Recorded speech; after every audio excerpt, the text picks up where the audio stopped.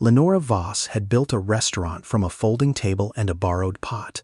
She was 51 years old, and she still got there before anyone else, still wiped down the counters herself, still tasted every sauce before service.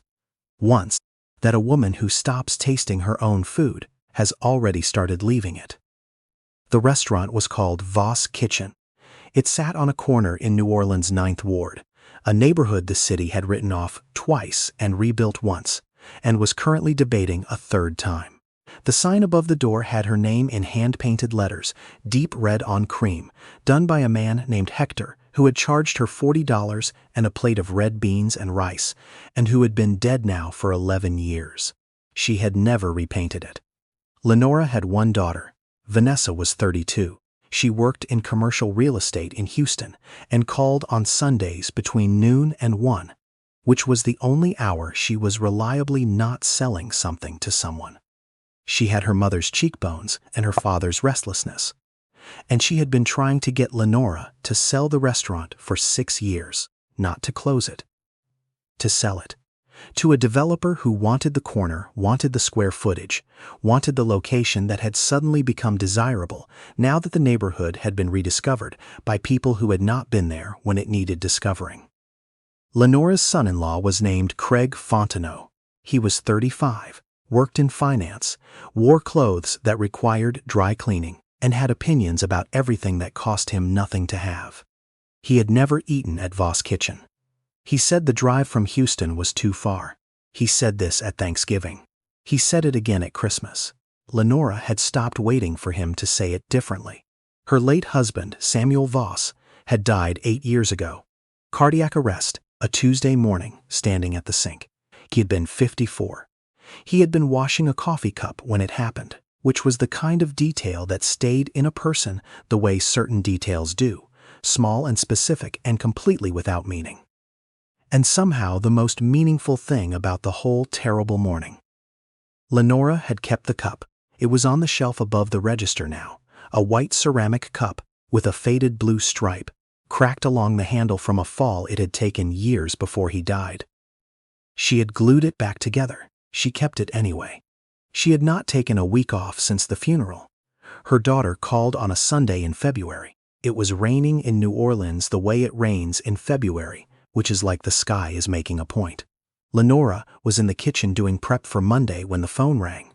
Vanessa said without preamble, which was how she said most things, "Mom, the offer is back." They came up to $850,000. Lenora set down the knife she was holding. She set it down carefully, the way you set things down when your hands need a moment to catch up to your head. She said, "No." Vanessa said, "Mom." Lenora said, "I heard you. No." The silence on the line lasted long enough that Lenora could hear the rain against the window above the sink, the specific sound of water on old glass, uneven and persistent. Vanessa said, "Craig thinks." "I know what Craig thinks," Lenora said. "Craig has been thinking it for 6 years." After she hung up, she stood at the prep table for a long time. The kitchen smelled like onion and thyme and the specific deep smell of a kitchen that has been a kitchen for a long time, layered and permanent, a smell that does not wash out of walls or wood. She had cooked in this kitchen for 23 years. She had learned to cook in her grandmother's kitchen before that, in a house 3 miles from here that no longer existed, torn down in 2006 and replaced with a parking lot that was now itself in the process of being replaced by something else. She picked up the knife. She kept working. The restaurant sat 42 people on a good night. It had 11 tables, mismatched chairs that Lenora had collected over the years from estate sales and church sales, and a school that was being renovated uptown. The floor was original pine, warped in 2 places near the kitchen door, stained in 100 places from years of spills and traffic, and the specific life of a restaurant floor. She had been offered a refinishing job twice. She had declined twice. The floor remembered things. She did not want it to forget.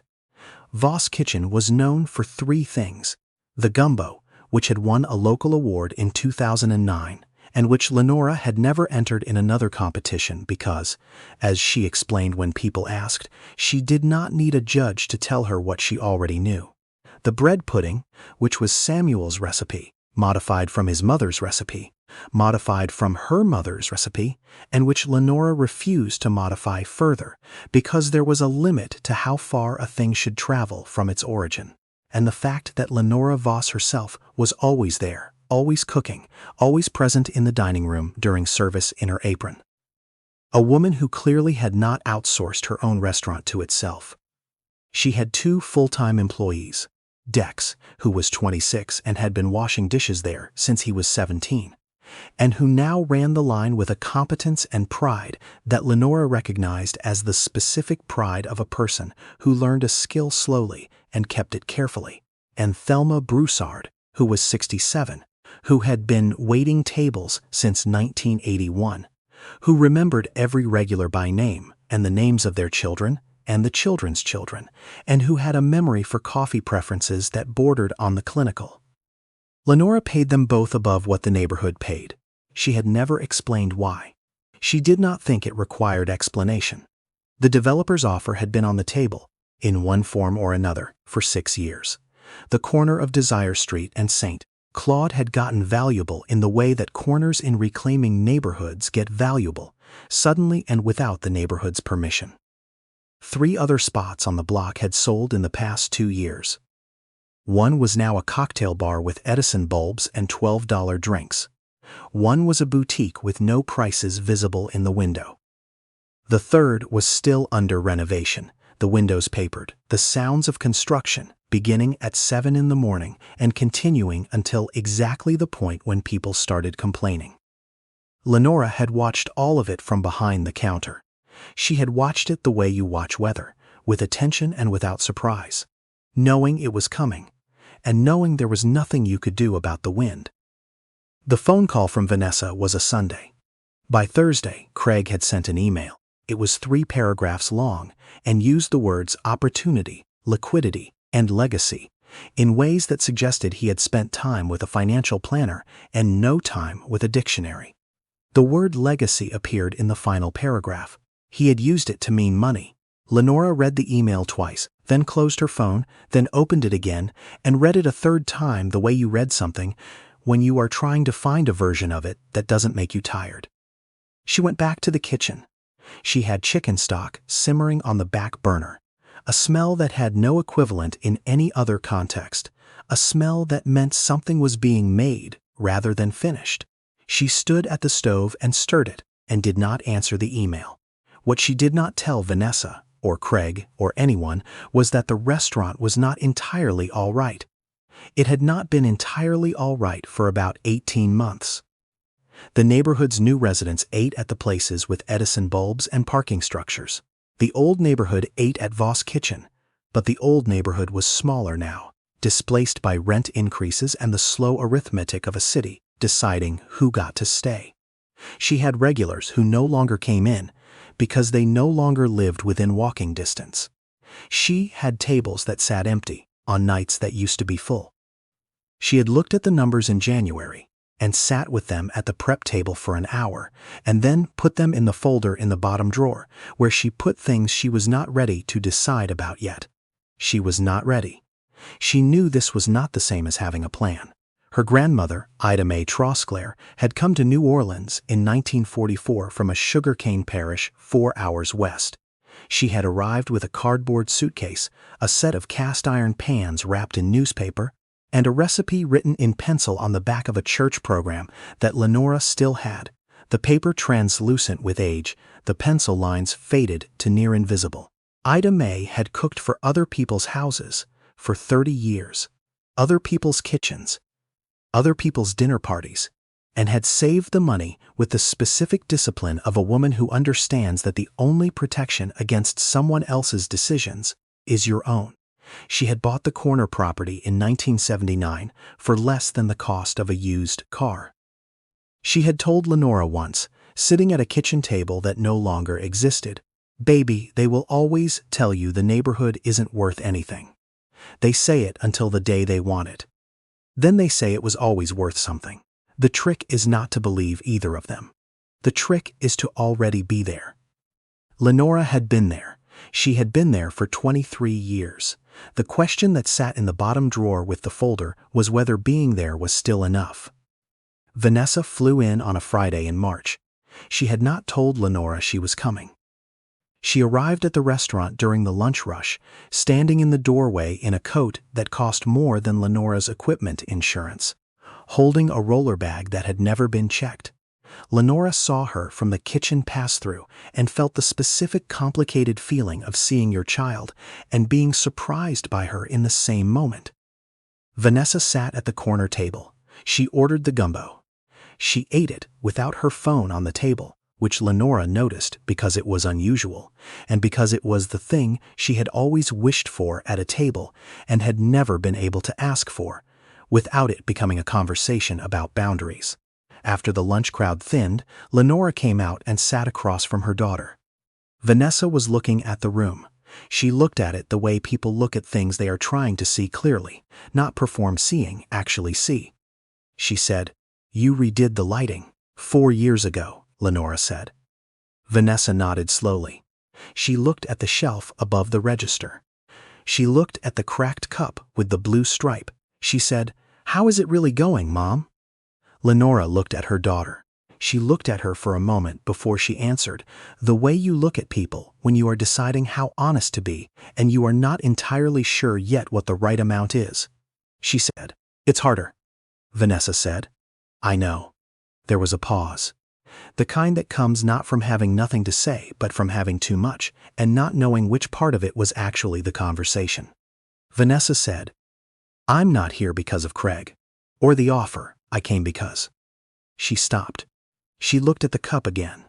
She said, "I came because I haven't been here in 2 years, and I didn't know that until I looked at my calendar, trying to figure out when the last time was." Lenora said nothing. Vanessa said, "That's not okay." It was the first time Lenora had heard her daughter say that about something that was her own responsibility to fix. She had said it before about other things, other people's failings, other people's oversights. She had not said it about herself. The sentence was small. It was the newest thing in the room. Lenora said, "No, it's not." They sat together while Dex broke down the lunch prep, and Thelma refilled salt shakers at each table, and the restaurant settled into that particular middle-of-the-day quiet that a restaurant has when it is resting between what it was and what it's about to be. Vanessa stayed 3 days. She helped with dinner service on Friday and Saturday. She did not know how to do most of what was needed, and she did not pretend to. She asked questions. She watched Thelma. She carried things and set things down where Dex told her to set them, and did not say anything about the way the kitchen was organized that suggested it should be organized differently. On Saturday morning, she went to the farmer's market on Magazine Street and came back with sweet potatoes and a bunch of collard greens and a story about a vendor named Mr. Armand who was 82 and had been selling okra at the same stall since 1987 and who had told her the specific way to tell when okra is ripe, which involves pressure at the tip of the pod and a sound that he had demonstrated by snapping one in half right there.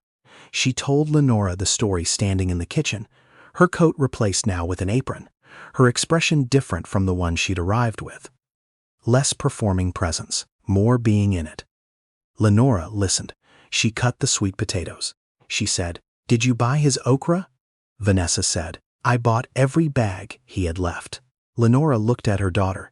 She felt something she had not felt in 2 years sitting in a kitchen with Vanessa, something that did not have a clean name.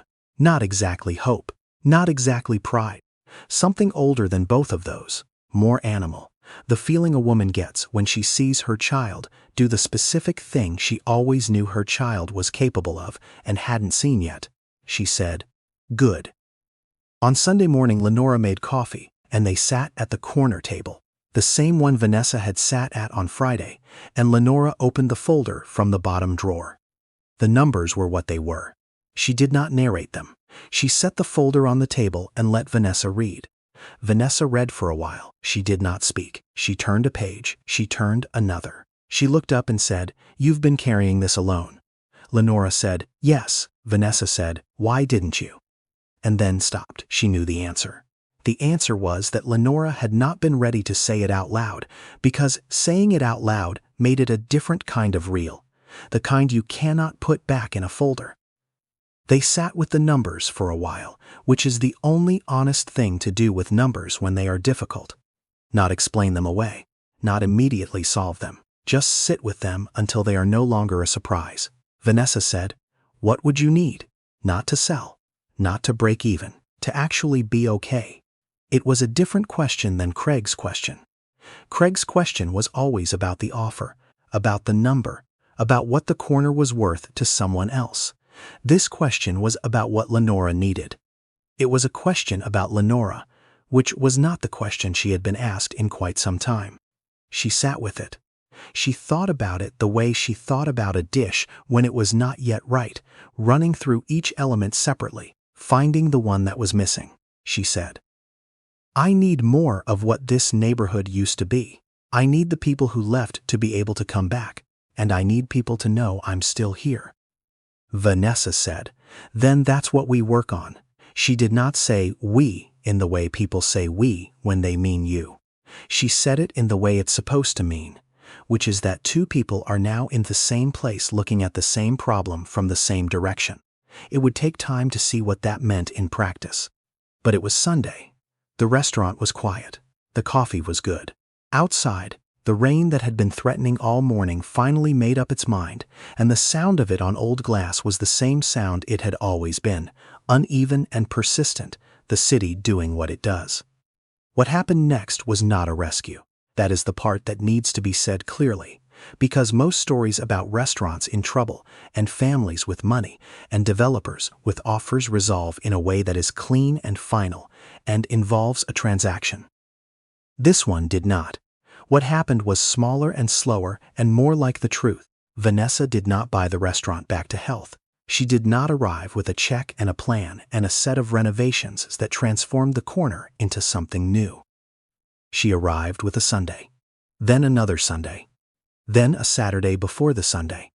She started driving from Houston on the first weekend of every month, a 5.5-hour drive she made alone, leaving Craig with whatever he needed to do on weekends that did not require her presence. She learned the menu, not to cook it, not at first, but to know it the way Lenora knew it, which meant knowing where each dish came from, what it was before Lenora made it, who had made it before her. She sat with Thelma on slow Tuesday afternoons and let Thelma talk. Thelma had decades of knowledge about the neighborhood, about who had been there and who had left, and who still came back from Houston and Baton Rouge and Memphis to eat the gumbo when they were home visiting. Vanessa listened. She wrote things down in a small notebook she carried in her coat pocket, the same kind of notebook. It occurred to her one afternoon that she used for client notes. Except these were different notes. These were the names of people who had once been regulars and had moved away and had never been told that the restaurant still existed and still tasted the same. She reached out to them. Not in any professional way. Not with a marketing campaign or a newsletter or a strategy.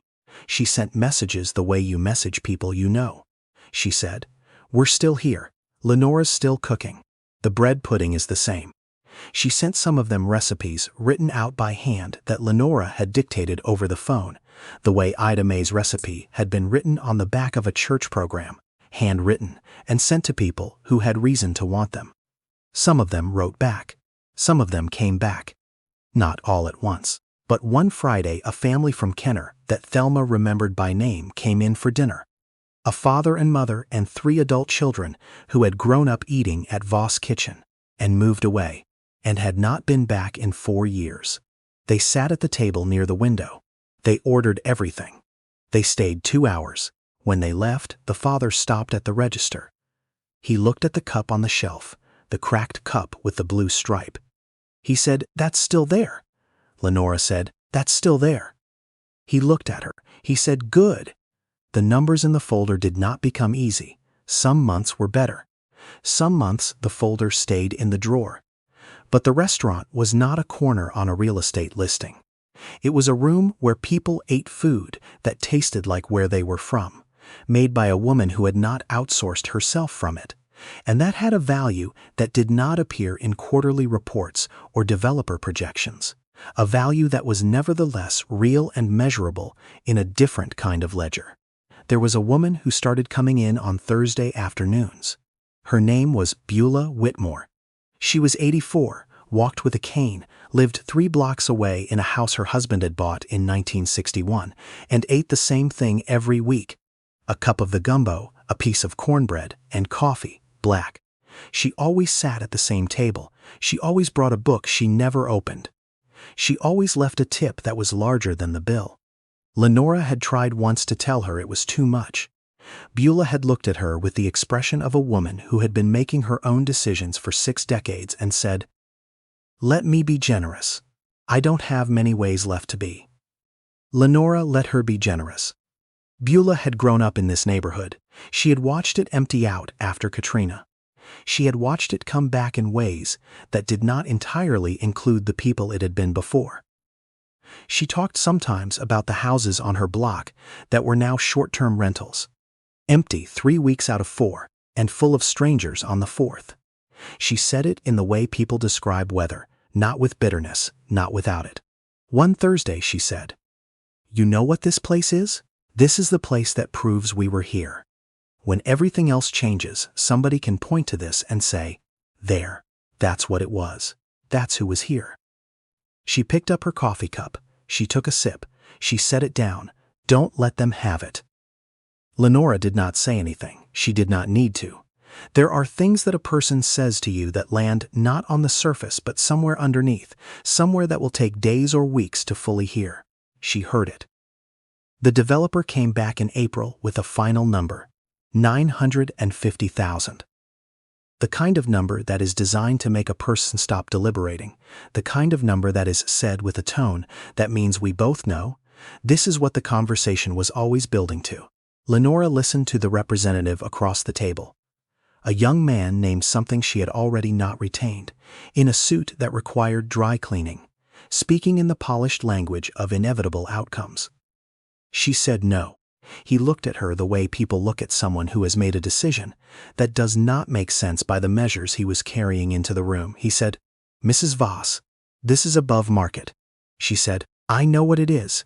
He said, "Is there a number?" She said no. He left. She went back to the kitchen. The stock was on the burner. The smell was the same as it always was, deep and layered and permanent. The smell of a kitchen that had been a kitchen for a long time and intended to continue. 6 months later, Vanessa left her job in commercial real estate. She did not leave it because of the restaurant. She left it because she had spent 10 years helping other people's corners become other people's investments. And she had recently spent 6 months learning that a corner could also be something else. She was not dramatic about it. She did not make announcements. She moved to New Orleans in September, into the upstairs apartment, 3 blocks from the restaurant that had been her grandmother Ida May's apartment, and that Lenora had kept all these years, renting it below market to a series of tenants the way Ida May had done, because Ida May had understood that keeping something in use was a form of keeping it. Vanessa took over the books. She modernized some things that wanted modernizing, and left alone the things that did not. She did not change the floor. She did not change the sign. She told Craig what she had decided, and Craig said things that were expensive to say and that Lenora never asked about and that Vanessa never explained. And after a while, Craig was simply no longer a fact of any of their lives in the way he had once been. Dex got a raise in October. He did not know it was coming. He came in on a Monday, and there was an envelope on the prep table with his name on it, and inside it was a letter and a number, and the letter said that the number was new, and the number was his. He read it twice. He folded it and put it in his chest pocket. He did not say anything for most of the morning. At noon, he came to Lenora at the register and said, "I want to learn the gumbo." He had been working there for 9 years. He had never asked before. She looked at him. She said, "Monday, 6 a.m. before anyone else." He was there at 5:45. Thelma Broussard retired in November. She did not go far. She went home. She came back on Fridays because she said she didn't know what to do with herself on Fridays that didn't involve tables to set and coffee to pour and names to remember. Lenora let her come back on Fridays. She paid her for it. Thelma told her not to. She paid her anyway. Beulah Whitmore died in January. She was 84. She died in her own house, in her own bed, on a Tuesday night. Lenora found out on Thursday when Beulah did not come in. When Thelma heard, she sat down at the corner table and stayed there for a while, with her hands folded on top of the table and her eyes not quite on anything. Lenora kept Beulah's table. She did not put a reservation on it on Thursday afternoons. She let it sit. Sometimes someone sat there without knowing. That was fine. The table did not require explanation. On a morning in February, exactly 1 year after Vanessa had arrived with her roller bag and her coat, Lenora opened the restaurant alone. She did what she always did. She wiped down the counters. She started the stock. She turned on the lights in the dining room one at a time, the way she always did, moving from the window toward the back so that the room filled from the outside in, from the streetlight toward the kitchen, from the world toward the source. She stopped at the shelf above the register. She looked at the cup, white ceramic with the faded blue stripe, the crack along the handle glued back together and visible, if you knew to look. She had kept it for 8 years. She would keep it longer. It was not decoration. It was not memorial. It was just a cup that had been there when something happened, and had stayed, and was still here, and that was enough of a reason to keep a thing. She put on her apron. She went back to the kitchen. The stock was already warm. The day was beginning the way days begin in a kitchen that has been a kitchen for a long time, with work that does not announce itself but simply starts. The way things start when they have been doing it long enough that starting is no longer a decision but a continuation. Some mornings that is everything. Some mornings that is precisely enough. If this story stayed with you, ask yourself this. Who in your life is still holding something open, a door, a table, a place, that you haven't walked back through in too long? Sometimes the thing that needs saving isn't in trouble. Sometimes it's just waiting to know you still see it. Leave us a comment. We read everyone. This story is a work of fiction. But the corner it describes is real in every city that has one, a place that proves people were there, still are, and intend to stay. According to the National Trust for Historic Preservation, neighborhood anchor businesses, the ones that have operated in the same location for 20 or more years, are lost at a rate of nearly 8% annually in rapidly gentrifying zip codes. Most close not because they failed, but because someone made a number large enough to make staying feel unreasonable. Lenora Voss would say that unreasonable is not the same as wrong.